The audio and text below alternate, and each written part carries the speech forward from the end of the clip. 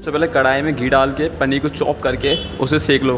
पनीर को सेकने के बाद कढ़ाई में ऑयल डाल के उसमें जीरा डालो। जीरा गर्म होने के बाद उसमें लाल मिर्च, नमक, धनिया पाउडर, हल्दी पाउडर इन सबको डालो।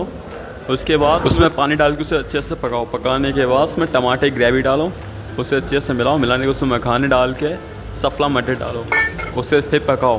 पकाने के बाद सेकी हुई पनीर को उसमें मिक्स करो, उसे अच्छे से मिलाओ। मिलाने के उसे पकाओ। पकाने के उसमें पानी डालो। पानी डालने के उसे और पकाओ। उसके बाद गरम मसाला डालो। गरम मसाला डालने के बाद लो तैयार हो चुकी है अपनी मटर पनीर। से एंजॉय करो। बताओ कैसी बनी है। सबसे पहले एक कढ़ाई रखो, उसमें गरम ऑयल करो। गरम ऑयल करने के बाद अब कटा हुआ लहसुन उसे भूनो।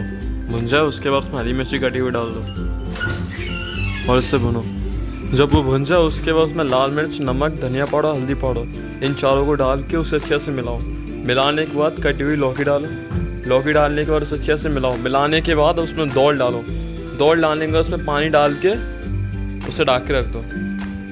10 मिनट बाद उसे खोलो, मिलाओ। उसमें हींग का पानी डालो। हींग का पानी डालने के बाद उसे मिलाओ और परोस लो। धनिया गार्निश कर लो। बताओ कैसी बनी।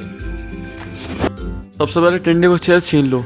छीनने के बाद ऊपर की जो कोटिंग है ना उसे हटा दो। अब उसे छुरी की मदद से अंदर से साफ़ कर दो। साफ़ करने के बाद उसे एक कटोरे में रख दो। अब जो टिंडे है ना उन्हें गर्म ऑयल में सेक लो अच्छी से। उसे ढक के रख दो। उसके 5 मिनट उसे निकालो और रख दो एक साइड।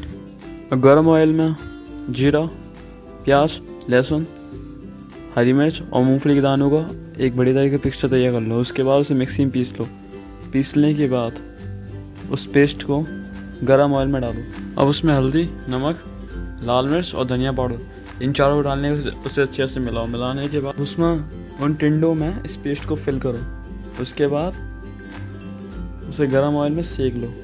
सेकने के बाद ये तैयार हो चुकी है हमारी टिंडे की सब्जी। से एंजॉय करो। बताओ कैसी बनी। सबसे पहले एक कटोरे में बेसन लो।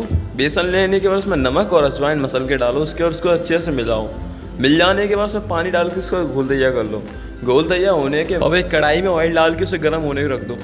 उसके बाद अब मिर्ची को बीच में से काट के उसमें नमक और लाल मिर्च का पेस्ट फिल करो। उसके बाद उसे बेसन में डिप करके अच्छे से उस कढ़ाई में सेक लो। उसे दोनों साइड से सेक लो। ये तैयार हो चुकी है भजिया। इसे एंजॉय करो मीठी चटनी के साथ और बताओ कैसी बनी है। सबसे पहले दाल को धोकर कुकर में चढ़ा दो। उसके बाद उसमें पानी भर दो। उसके बाद अब उसमें हल्दी पाउडर डाल के कुकर चढ़ा दो गैस पर। अब सबसे पहले एक कढ़ाई में ऑयल डालो। ऑयल डालने के बाद गर्म हो जाए उसमें लहसुन, तेज पत्ता, लाल मिर्च खड़ी, प्याज, हरी मिर्च इन सबको डालने के अच्छे से मिलाओ। मिलाने के बाद लाल मिर्च, धनिया पाउडर और नमक इन्हें डाल के अच्छे से मिलाओ। अब उसमें कटी हुई लाल मिर्च और हरी मिर्च डालो। अब उसे अच्छे से भुनो। भुन जाने के बाद उसमें पानी डाल के उसे उबलाओ। उसके बाद अब उसमें तो टमाटर का ग्रेवी पेस्ट और दाल जो अपन ने दाल बनाई थी ना उबाली थी, उस दाल को उसमें डालो। उसके बाद उसे अच्छे से मिलाओ।